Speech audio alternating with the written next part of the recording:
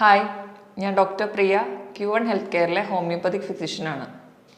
ഇന്ന് നമുക്കറിയാം, ഏറ്റവും കൂടുതൽ നമ്മുടെ ശരീരത്തിൻ്റെ ആരോഗ്യത്തിന് വേണ്ടി രണ്ട് ഘടകങ്ങളാണ്. ഒന്ന് ഭക്ഷണവും, രണ്ടാമത് കൃത്യമായ നല്ലൊരു ഉറക്കവും.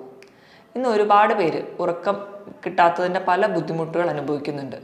പല കാരണങ്ങൾ കൊണ്ട് ഇന്ന് ആൾക്കാർക്ക് ഉറക്കം കിട്ടാത്തതായി വരുന്നുണ്ട്. പ്രധാനമായും നമ്മുടെ തെറ്റായ ജീവിതശൈലി കൊണ്ടാണ് ഇന്ന് നമുക്ക് നല്ലൊരു ഉറക്കം കിട്ടാത്തത്.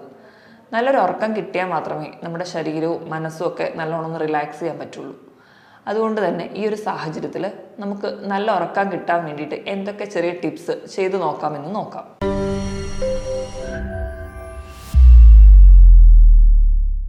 ഉറക്കം ഇല്ലായ്മയുടെ ബുദ്ധിമുട്ടുകൾ പല രീതിയിൽ അനുഭവിക്കുന്നുണ്ട്. ചിലർക്കാണെങ്കിൽ കിടന്നു കഴിഞ്ഞാൽ ഉറക്കം കിട്ടാൻ ഒരുപാട് സമയമെടുക്കും.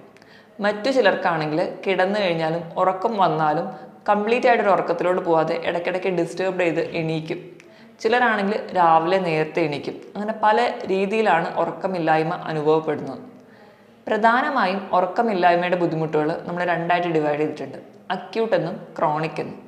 അക്യൂട്ട് എന്ന് പറയുമ്പോൾ ചിലർക്ക് ചില പനിയൊക്കെ വന്നു കഴിഞ്ഞിട്ട്, അല്ലെങ്കിൽ ചില അസുഖങ്ങൾ വന്നു കഴിഞ്ഞിട്ട്, ചിലപ്പോൾ പെട്ടെന്നുണ്ടാവുന്ന മെൻ്റൽ ടെൻഷൻ വന്നിട്ട്, വീട്ടിലൊരാളുടെ മരണം, അല്ലെങ്കിൽ ഒരു എക്സാം വരുന്നതിൻ്റെ മുൻപ്, അല്ലെങ്കിൽ എന്തെങ്കിലും ചെറിയ മാനസികമായിട്ടുള്ള ആൻസൈറ്റി മൂലം, ഇങ്ങനെയുള്ള കണ്ടീഷനിൽ നമുക്ക്